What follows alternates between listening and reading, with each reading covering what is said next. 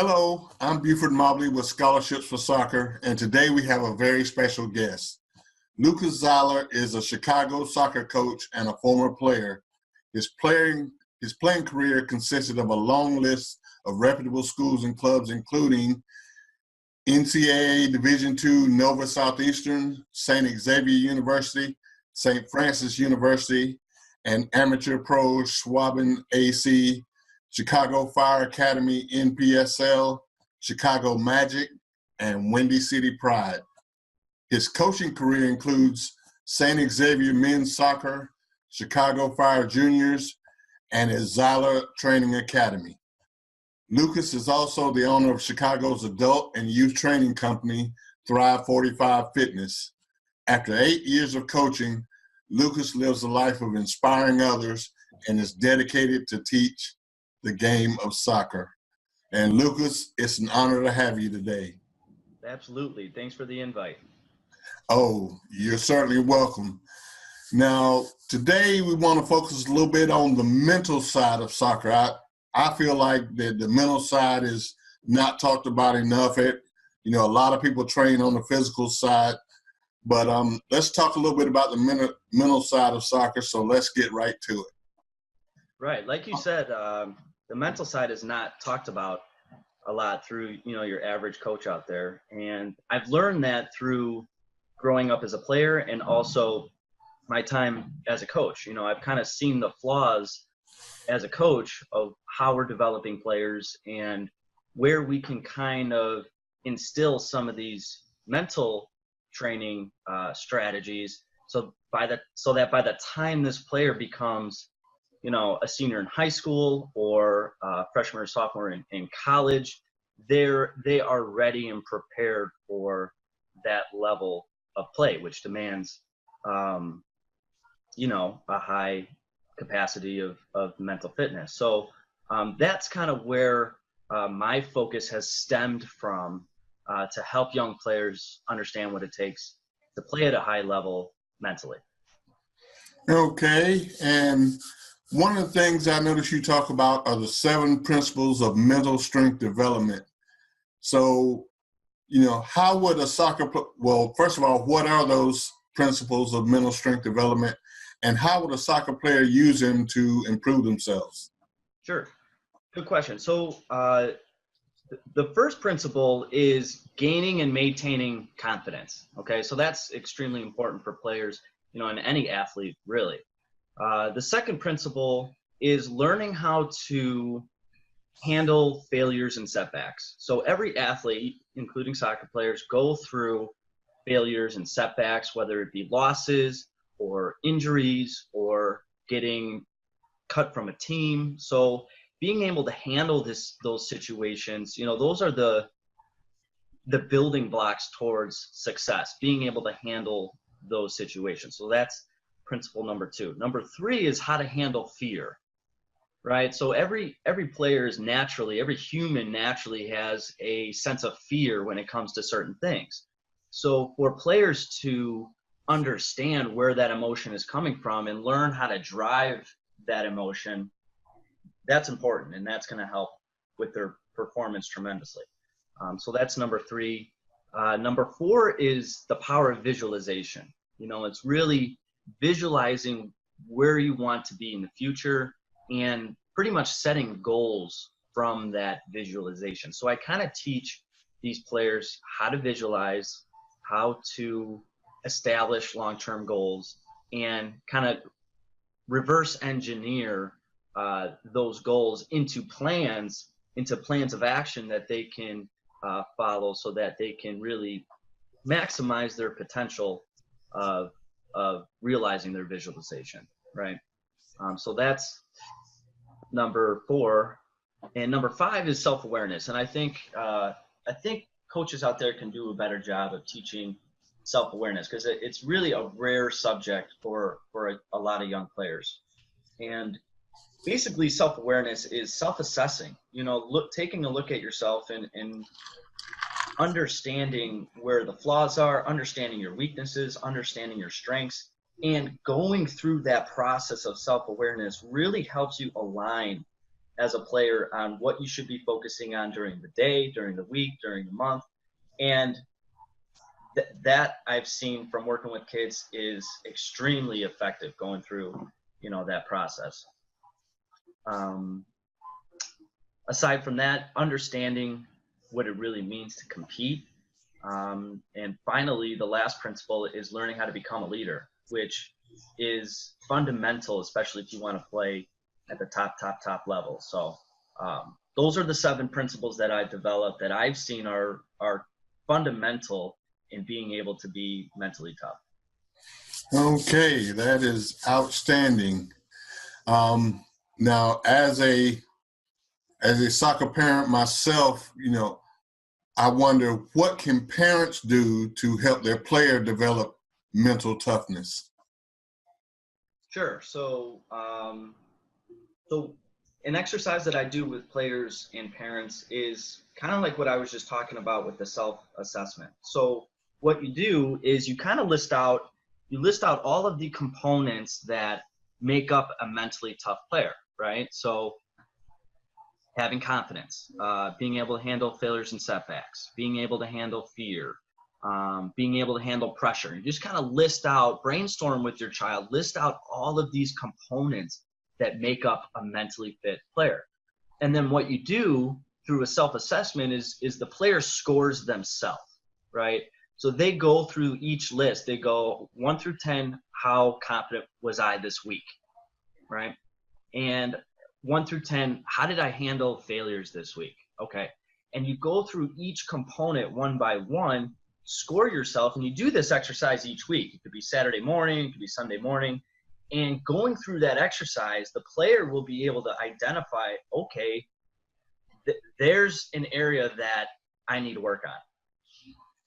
And they're realizing it, they're identifying it, and that helps their brain understand what needs to be done that week. So when they go into practice, they're going, okay, I need to be more of a leader at practice. I need to take initiative in certain situations. I need to do this because on Sunday I scored myself a 2 here, and doing that process each and every week. If you did that with your player for 12 weeks, you would see a completely different player. That's where you really start to see players take on responsibility of understanding what it takes to become better, basically. Wow, that is awesome advice. And I believe this weekend a certain young man is going to start that process. Cool. Very good. There you go. All right. Now, the next question is, you mentioned in your first principle about confidence. So how do you instill confidence in a soccer player? Yeah, that's a great question. And that comes up a lot with young players. There's a couple key areas with confidence. And the first is understanding. So understanding yourself, which is what we just talked about, and understanding the game of soccer. And a lot of young players don't necessarily study the game. They'll watch Premier League games and they'll watch certain championship games, but rarely do you see a kid studying the game. And that's gaining an understanding of the game from that perspective is going to help with confidence. So understanding is huge. Number 2 is taking action. And I don't know if you saw this, Buford, but recently there was a viral video that went out with this military guy, and he was giving a speech about to all these students, and he was saying, in order to be successful, you have to start by making your bed. Yes, I've seen that. Have you seen that? Yes. Well, if you watch the video, he says this, and everyone starts laughing. Everyone takes it really lightly. And it's no, he was very, very serious about his approach there, because there's something to that. And it has to do with taking action, and it has to do with the accomplishing tasks. So if you take action, you accomplish one little task, it leads to another task and another task and another task. And very quickly, it starts to build momentum. So that's what he was talking about, in that video. And so in regards to confidence, a player's got to take action, and what I would recommend is if they're going to practice, start taking action when they show up at practice. Start warming up early. Start, shake the coach's hand. Help them set up some cones, right? So taking those small little actions before the practice even starts helps build momentum. And then sure enough, once the practice is in full swing, the player's instilling a willingness and an initiative to take action within the practice. So whether it's a drill or a scrimmage, they'll make that extra run, or they'll call for the ball, or they'll do those extra things because of this momentum effect by taking action. And that's a small scale version of action and how it relates to confidence. And I'm sure you can see how that could be effective over a long period of time. Absolutely. So action is extremely important. Progress is another important factor. And a lot of people underestimate the value of progress and how that relates to confidence. It doesn't have to be a lot of progress, but if a young kid beats his record in juggling, if he gets 45 juggles when previously he had 35, that is a massive confidence booster, and Yes. It's that tiny little piece of progress that is going to continue to fuel a young player. And that's just a small example, So I think those are a couple key areas that help with confidence: understanding, action, and progress. All right. That is great stuff. And one of the things, in the research that I've done is that what separates levels of play, especially at the youth level, is speed of play. And the only way you can quicken your speed of play is if you quicken your decision-making skills. Right. And so is there any way to help a player speed up their decision-making skills when they're on the pitch? Absolutely. The best way to speed up decision-making skills, if you watch a high-level game, you're watching these players move around, and they're very specific in what spaces they're taking, where they're moving, where they're looking, how they're turning their head. And what each and every player is doing at the highest level is they're planning. They're planning the entire time. And so if the ball moves, let's say you're a central midfielder, you're planning the entire time. The ball moves to the outside, you're looking to see where the next play is going to be. Every movement of the ball, the plan changes.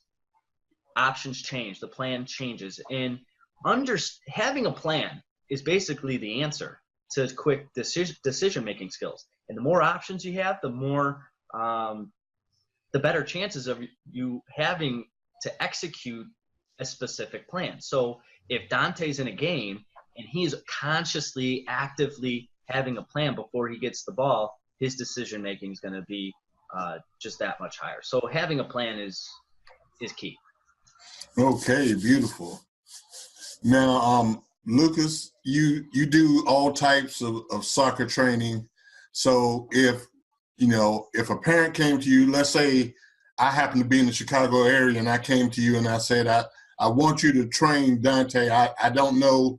I just want you to help him improve.